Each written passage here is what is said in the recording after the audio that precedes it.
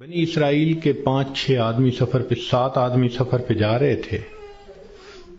اچانک بارش شروع ہو گئی، بجلی چمکنے لگ گئی. اتنی خوفناک بجلی چمک رہی تھی کہ ان کو یہ خیال ہوا کہ آج یہ ہم میں سے کسی نہ کسی کو لے کے جائے گی. وہ ایک غار کے اندر چھپ گئے، مگر بارش بھی نہ تھمتی تھی اور بجلی چمکنا بھی نہ رکتی تھی.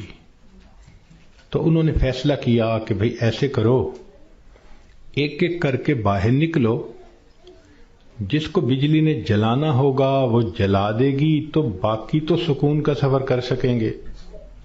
چنانچہ ایک نکلا، بجلی چمکی مگر اس کو جلایا نہیں، وہ واپس آ گیا.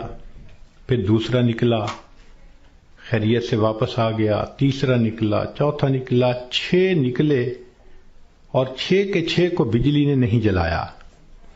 ایک باقی رہ گیا.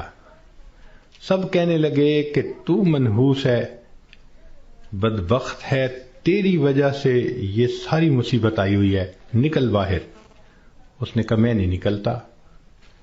سب زور لگا رہے ہیں، کہہ رہے ہیں، لڑ رہے ہیں کہ نکل باہر، وہ کہتے نہیں نکلتا. وہ ایسا وہاں پر جمع کہ اس نے کہا جو مرضی کر لو، میں غار سے باہر نہیں نکلوں گا.